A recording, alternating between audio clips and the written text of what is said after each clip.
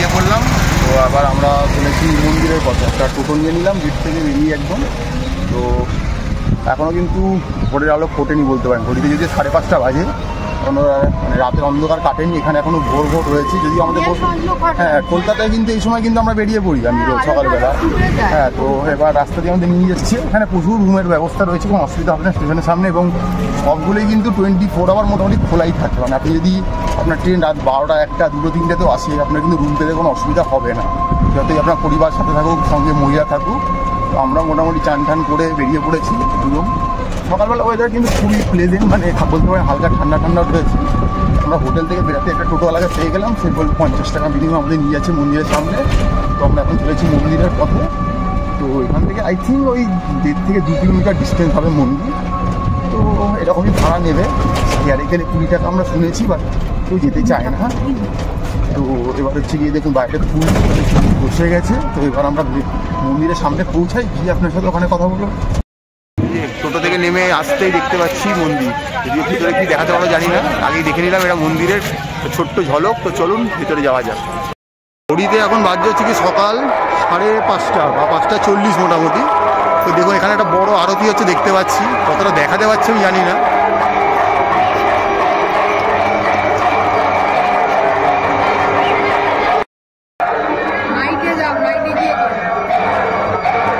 দেখুন আপনাদেরকে আরতিটা দেখানোর চেষ্টা করছি। বাইরে একটা বিশাল বড় স্ক্রিন লাগানো রয়েছে, সেখানে আমরা আরতিটা দেখছি। বাইরে লাখো লাখো লোকের ভিড় রয়েছে এখানে বলতে পারে। তো যা দেখতে পাচ্ছি সেটাই লাইভ দেখানোর চেষ্টা করছি আপনাদেরকে। মহাকালেশ্বরের আরতি চলছে এই মুহূর্তে। আমরা দাঁড়িয়ে রয়েছি মধ্যপ্রদেশের এমপির উজ্জয়ন শহরে।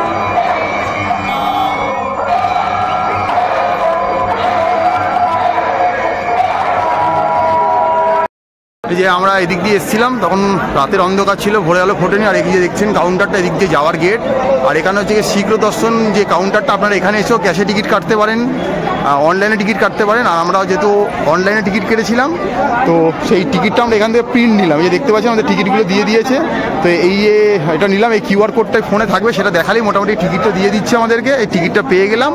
তো এবার এই টিকিট নিয়ে আমরা ফোনটা এখানে জমা করো, ফোনের কাউন্টার রয়েছে, তারপরে আমরা ভেতরে চলে যাবো। বাকি কথা আমরা দেখে এসে বলবো কি দেখলাম ভেতরে। এই যে পিছনে দেখতে পাচ্ছেন সেই মন্দির আমরা দর্শন করে এলাম। তো আমরা যেহেতু শীঘ্র দর্শন টিকিট ছিল, তাই খুব একটা অসুবিধা হয়নি। আমরা এসে এই অনলাইনে 12 থেকে 13 মিনিট, মানে 15 মিনিট ম্যাক্সিমাম ধরে রয়েছে। আজকে কিন্তু সোমবার, এটা মাথায় রাখবেন। তারপরেও কিন্তু অবস্থা, কারণ এখানে এখন পিক আওয়ার নয়।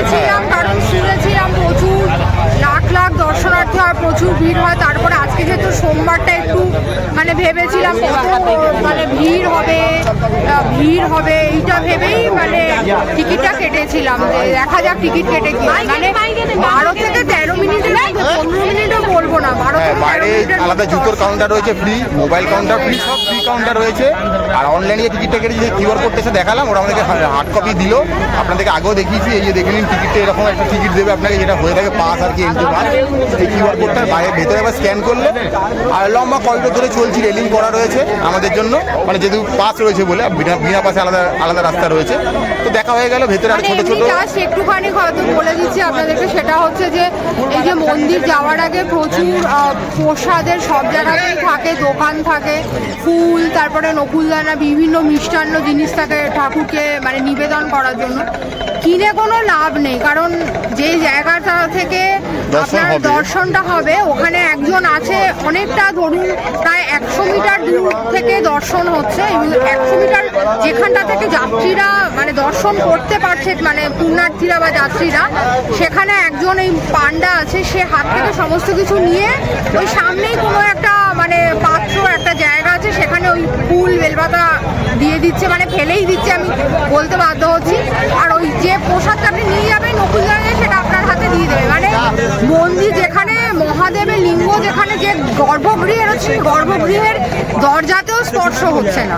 তো এইটা আপনাদেরকে বলে দিলাম। এবারে যার যার মনের বিশ্বাস, কেউ যদি মনে করেন তারপরেও কিনে নিয়ে যাবেন, সামনে যাবেন, কিনে নিয়ে যেতে পারেন। কিন্তু আমরা কোনো কিছু কিনিনি, কারণ আমরা জিনিসটা জিনিসটা জানতাম, কোনো কিছু কিনিনি। বাট এই যে আমরা এই যে দেখুন এই হাতে আমার কাছে ভিতরে পাওয়া যাচ্ছে 50, 100, 200, 400 বিভিন্ন দামে পাওয়া যাচ্ছে। কাউন্টার আছে, প্রসাদ পাওয়া যায় কাউন্টার, ওখান থেকে আমরা এটা কিনে নিয়েছি।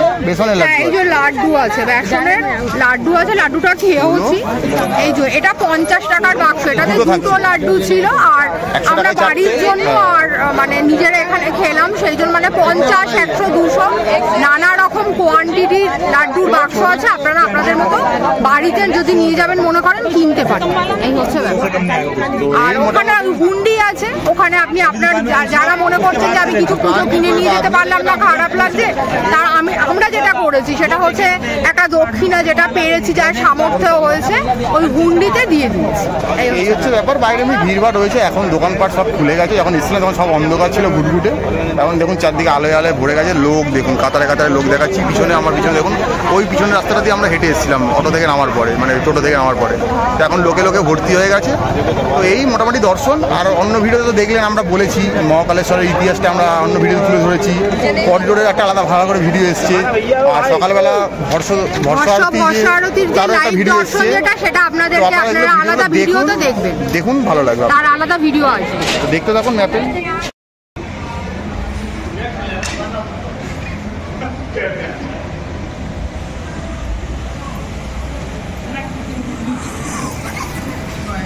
আমরা এখন রয়েছি ভারতবর্ষের একদম মানে কেন্দ্রস্থল একটা স্টেট যেটা, সেটা হচ্ছে মধ্যপ্রদেশ। আর মধ্যপ্রদেশের একটা খুব গুরুত্বপূর্ণ স্থান, সেটা হচ্ছে শিপ্রা নদীর দিকে অবস্থিত অবন্তিকা নগরীতে রয়েছে, যার বর্তমান নাম হচ্ছে উজ্জয়িনী। উজ্জয়িনী নাম দিয়ে আমরা এখন নাম জায়গাটাকে চিনি, কিন্তু এটার অ্যাকচুয়াল বা আসল নাম যেটা, সেটা হচ্ছে অবন্তিকা নগরী।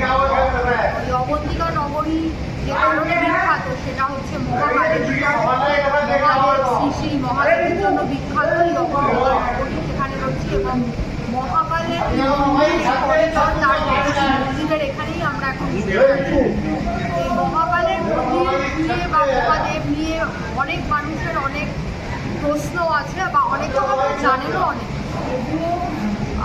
জাস্ট একজন ইউটিউবার হিসাবে আমরা ইনফরমেশান শেয়ার করি, যেটুকুনি ইনফরমেশান আমি জানি সেটুকুনি ভিডিওর মাধ্যমে আজকে আপনাদের সামনে। সেটা হচ্ছে দেবাদিদেব মহাদেব, তার একাধিক রূপ আছে, তিনি নানা গুণের সমন্বয়ে তিনি সমন্বিত।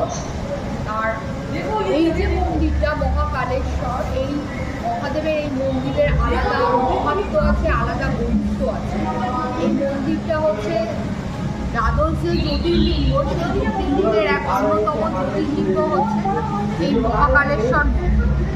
এখানে অকাল মৃত্যুকে জয় করা যায়, তাই জন্য এই মহাকালেশ্বর মন্দির এত বিখ্যাত। আর মহাকাল যিনি হচ্ছেন, কালকে জয় করেছেন, তিনি হচ্ছেন মহাকাল। কাল স্বয়ং মহাদেব, কিন্তু সেই কালকেও তিনি জয় করেছেন, তিনি হচ্ছেন স্বয়ং মহাদেব। আর এই দ্বাদশ জ্যোতির্লিঙ্গে এই যে মহাকালের এই যে মন্দিরটা, এটা হচ্ছে স্বয়ম্ভ মহাদেব। অর্থাৎ এই মহাকালের এই যে লিঙ্গ, মহাকালের এই লিঙ্গ একদম পাতাল থেকে নিজের থেকে উত্থিত হচ্ছে, তাই স্বয়ম্ভ না। তবে এই মহাকাল কীভাবে উত্থিত হচ্ছে, কেন উত্থিত হচ্ছে, এই নিয়ে বিভিন্ন পুরাণ, বিভিন্ন শাস্ত্রে নানা রকম ব্যাখ্যা আছে।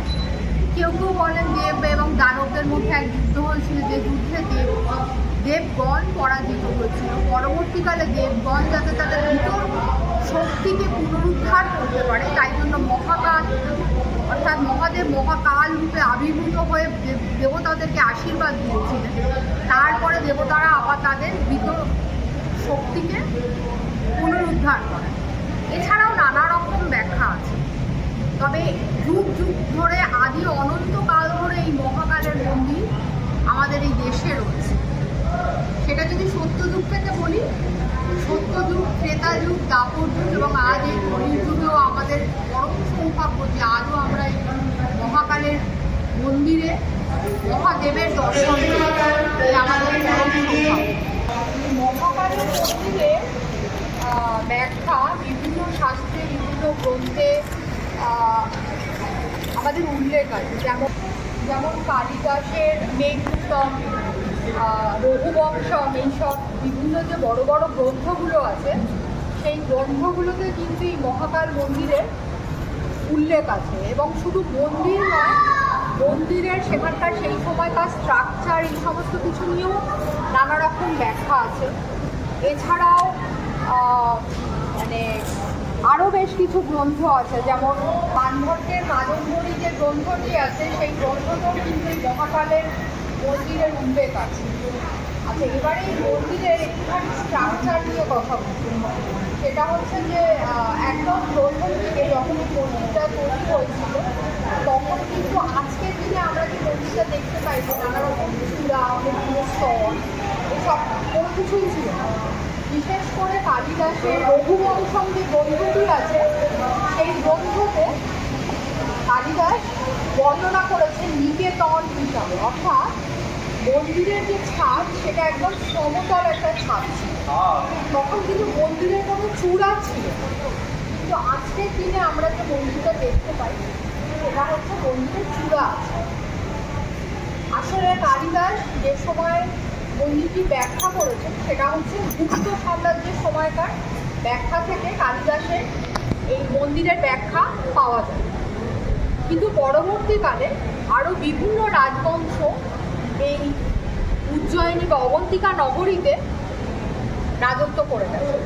তার মধ্যে পরবর্তী গুপ্ত সাম্রাজ্য বিভিন্ন গুপ্ত রাজবংশ বলুন বা চালুক্য বলুন, চালুক্য ডাইনাস্টি যেটাকে বলে, মৈত্রিকা, কালাচুরি, গুর্জর, এইরকম বিভিন্ন বহু রাজবংশ এসে তারা পরবর্তীকালে রাজত্ব করে গেছে এবং এই মন্দিরের নানা রকম সংস্কার হয়েছে।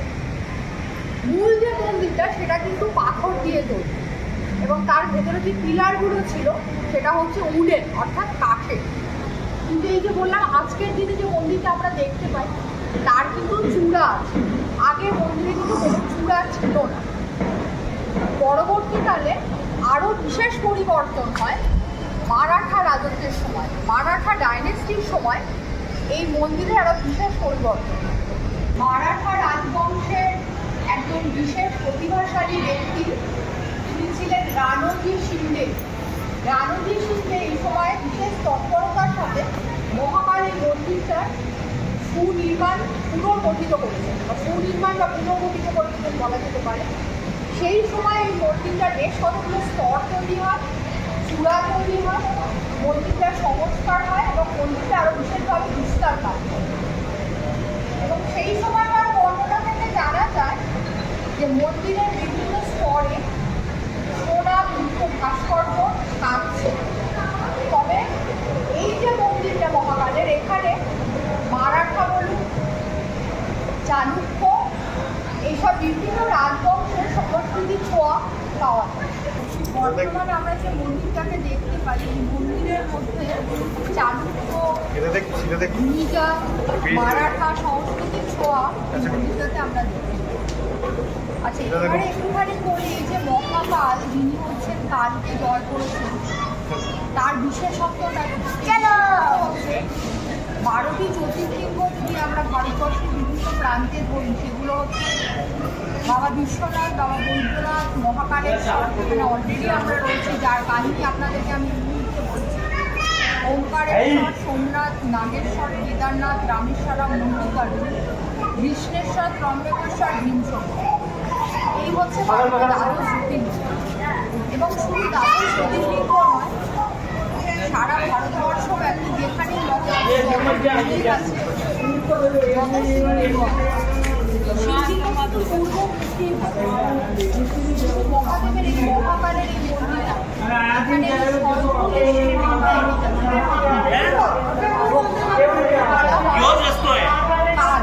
কালের মুখ হচ্ছে অর্থাৎ মৃত্যুর মুখ বা ঝোমের মুখ হচ্ছে, সেই দক্ষিণমুখী হচ্ছে এই মহাকাল, অর্থাৎ কালকে তিনি জয় করেছেন তাই তিনি হচ্ছেন মহাকাল। এই স্বয়ংভূরাজ মহাকাল আর এই মন্দিরে বহুবার আরতি অভিষেক, বহুবার সকাল মোটামুটি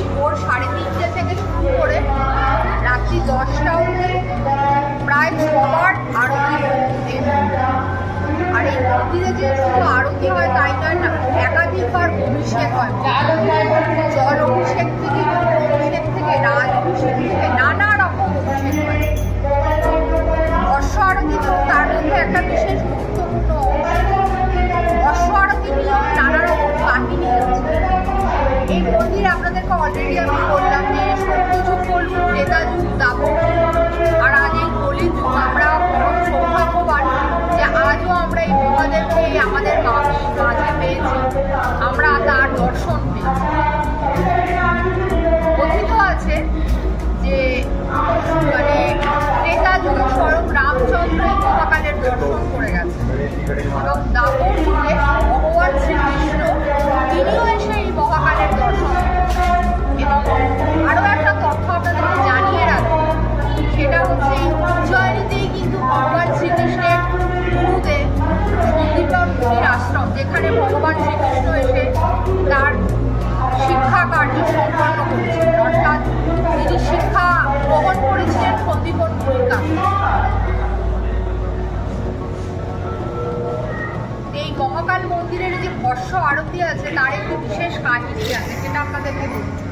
যুগ যুগান্তর ধরে এই বর্ষ আরতি হয়ে আছে, কিন্তু এই বর্ষ আরতি যখন সত্যযুগে হতো, ত্রেতা যুগে হতো, দাপর যুগে হতো, একের পর এক যুগ পরিবর্তন হয়েছে, মানুষের চিন্তাধারার পরিবর্তন হয়েছে, মানুষের আচরণের পরিবর্তন হয়েছে, মানুষের চরিত্রের পরিবর্তন হয়েছে।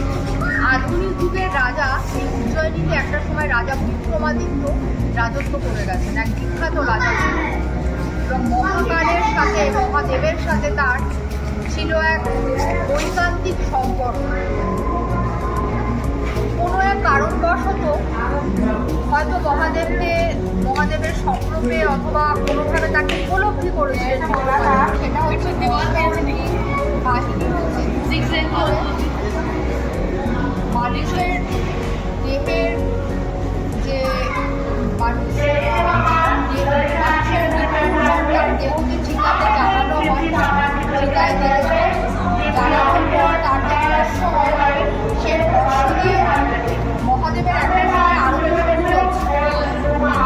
সেটা হচ্ছে বহু আগের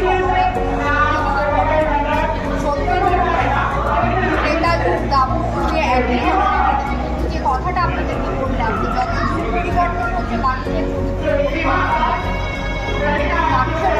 পরিবর্তন হওয়ার সাথে সাথে মানুষের মহাদেব কিন্তু যে কোনো মানুষের মানে মৃত মানুষের তার দেহে পুড়ে যাওয়ার পর যে অস্থি যে ছাই, সেই ছাই দিয়ে আরতি করা যায় না।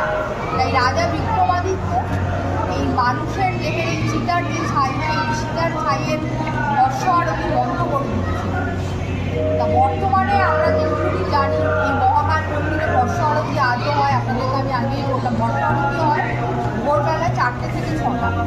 এই আরতিতে গরুর গোবর থেকে যে ফুটে এবং বেশ কিছু মানে শাস্ত্রীয় ব্যাখ্যা অনুযায়ী শুদ্ধ কিছু গাছ আছে, যেমন অশ্বল বা আরও কিছু গাছ আছে, সেই সব গাছে বিভিন্ন রকম ছাল, পাতল এবং গোবর দিয়ে যে ফুটে সে সমস্ত কিছু দিয়ে জ্বালানোর পর সেই থেকে যে ছাইটা বেরোয়, সেই যে ভস্য, সেই ভস্য দিয়ে মহাদেব আরতি করা।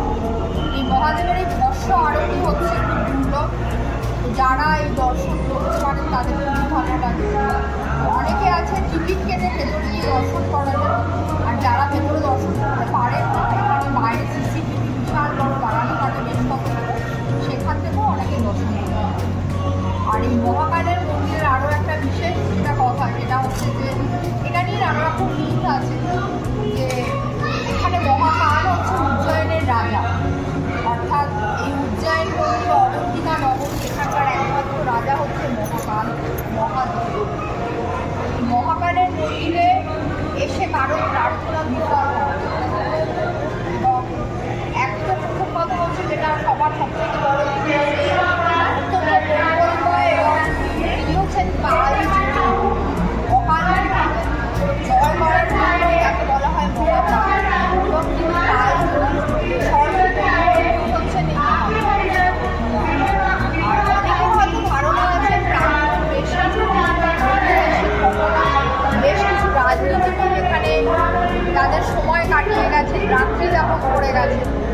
নিয়ে তাদের মধ্যে কিছু ভুলভ্রান্তি আছে যে এখানে এলে একই রাজা, যেহেতু সে কোনো বিশেষ কোনো পদে আসে, উচ্চ কোনো পদে আসি, এবং মহাদেব তিনি তো কালের রাজা, তিনি উজ্জয়িনীর রাজা, দুজন রাজা একই জায়গায় থাকতে পারে না। তাই হয়তো তারা তাদের পদের কোনো অবনতি হচ্ছে বা তারা পদ থেকে বিচ্যুতি হচ্ছে, কিন্তু এর সমস্ত কিছুই মিথ, এই সমস্ত কিছুই ভুলভ্রান্তি। যদি আপনাদের মধ্যেও এরকম ধরনের কোনো কিছু থেকে থাকে, আমার মনে হয় সেগুলো না রাখাই ভালো। এই যে মহাকালেশ্বর মন্দির, এখানে এই মন্দিরে কিন্তু মহাদেবের আরও বেশ অনেকগুলো রূপ আছে, যেমন হরিকেশ্বর মহাদেব, নাগেশ্বর মহাদেব, ওমকারেশ্বর মহাদেব, এবং আরও একটা গুরুত্বপূর্ণ সেটা হচ্ছে নাগচন্দ্রেশ্বর মহাদেব। নাগচন্দ্রেশ্বর মহাদেব যেটা, সেইটার বন্ধন, সেইটা একমাত্র নাগ সেই দরজাটা খোলে, এবং সেই দিকে এই পূজারীরা সেখানে পুজো করেন বা পূজারীরা ভক্তরা সেখানে, দর্শনার্থীরা সেখানে হয়। এটা হচ্ছে নাগচন্দ্রেশ্বর মহাদেব। আর এছাড়া অন্যান্য যে মন্দিরগুলো এই ভেতরেই আছে, যেমন বললাম নাগেশ্বর, ওমকারেশ্বর, হরিকেশ্বর মহাদেব, এগুলিতে আপনারা যেতেই পারেন, দর্শন করতেই পারেন, কোনো অসুবিধা নেই। আপনাদেরকে এতক্ষণ ধরে মহাকালের যে বিভিন্ন রকম যুগ যুগান্তর করে নানা রকম ঘটনা ঘটেছে, তার আরও একটা ঘটনা বলি, সেটা হচ্ছে যে আমরা জানি ভারতবর্ষের বিভিন্ন রকম ধর্ম বর্ণ মিলিয়ে আমাদের এই দেশ, তবে বৈদেশিক শক্তির আক্রমণ একাধিকবার বহুবার তার মধ্যে উল্লেখযোগ্য ঘটনা সেটা হচ্ছে ইলতুৎমিশ শাহের সময় এই মহাকাল মন্দিরের ওপর ভয়ঙ্কর অত্যাচার হয়। তার উপরে এই মন্দির ধ্বংস ভয়ঙ্করভাবে হয়, এবং কথিত আছে সেই সময় মন্দিরের বিগ্রহ তুলে নিয়ে পুরো ভেঙে ফেলা হয়, এবং এই কাছেই একটি কুণ্ড আছে, অর্থাৎ জলের একটি জায়গা আছে, সেই জল সেখানে মহাদেবের এই মূর্তিকে মানে উৎপাটিত করে ফেলে দেওয়া হচ্ছে, যেটি সেই কুণ্ডটির নাম হচ্ছে কোটি তীর্থ কুণ্ড। পরবর্তীকালে যখন অন্যান্য হিন্দু রাজারা এই মন্দিরটি সংস্কার করেন, তখন সেখান থেকে তুলে এনে এই মহাদেবকে আবার স্থাপন করা হয়েছে। তবে এমন ঘটনাও ইতিহাসে আছে, জানা যায় যে ইসলামিক বেশ কিছু শাসক এই মহাকাল মন্দিরের গুরুত্ব বুঝতে পেরে মহাদেবের যে বিশেষ তার গৌরব এবং তার যে আশীর্বাদ সেটা বুঝতে পেরে তারাও এই মন্দিরকে একটা সময় মন্দিরের কাছে মহাকালের কাছে তারা মাথা নত করেছিল, এবং তারাও মহাদেবেরকে তাদের স্তুতি করেছিল। এমন কাহিনীও জানা যায় ঐতিহাসিক ব্যাখ্যা। আর এই উজ্জয়িন শহরতে টোটাল 84টি মহাদেবের মন্দির আছে। মহাদেবের নানা রূপ হিসাবে তার মন্দির আছে, যেমন মঙ্গলেশ্বর মহাদেব বলুন বা বটুকেশ্বর মহাদেব বলুন, কাল ভৈরব, মহাদেবের নানা রূপ আছে। 80টা মহাদেবের এমনি নানা রকম মন্দির আছে। এছাড়া উত্তর, দক্ষিণ, পূর্ব, পশ্চিম মহাদেবের মন্দির আছে, অর্থাৎ পুরো এই শহরটা মহাদেবের দ্বারা সুরক্ষিত। তাই জন্য উজ্জয়িনী শহরেতে যদি কখনো আসেন, অবশ্যই মহাদেবের যতটা সম্ভব বেশ কিছু মন্দির মহাদেবের দর্শন তো করবেন, অন্যান্য মন্দিরে দর্শন যদি করা সম্ভব হয় সেগুলো চেষ্টা করবেন কখন। এই মহাকাল মন্দির নিয়ে আমি যেটুকুনি জানি, আমার যা সীমিত জ্ঞান সেই আপনাদের সাথে আমি শেয়ার করলাম। কেমন লাগলো ভিডিওটা জানাবেন, আর আপনাদের যদি কোনো তথ্য জানা থাকে সেটাও আমাদের সাথে শেয়ার করবেন, আমরাও সেটা জানবো। কমেন্টে আপনারা সেগুলো লিখবেন, আমরা সেগুলো করবো, আমরা জানবো, আপনাদের থেকেও আমরা সমৃদ্ধ হব। ম্যাপেলের এটা একটা ছোট্ট প্রয়াস, আপনাদের সাথে ইনফরমেশান কিছু শেয়ার করলাম, কারণ আমাদের এই চ্যানেল শুধুমাত্র ইউটিউবে just not for entertainment. when information is entertaining, it's matter. তো চ্যানেলটাকে আপনারা যত দেখবেন, 5 জনের মধ্যে শেয়ার করবেন, লাইক করবেন, সাবস্ক্রাইব করবেন, তত এই চ্যানেলটার গ্রোথ হবে, এবং আপনাদের জন্য আমরা আরও ভালো ভালো প্রচুর ইনফরমেশান আপনাদের জন্য নিয়ে আসবো। এবং আপনারা আরও কি দেখতে চান, আপনাদের কোন কোন জায়গা দেখার ইচ্ছা, সেটাও আপনারা কমেন্ট বক্সে শেয়ার করবেন। আমরা চেষ্টা করবো যথাসাধ্য আপনাদের ইচ্ছা পূরণ।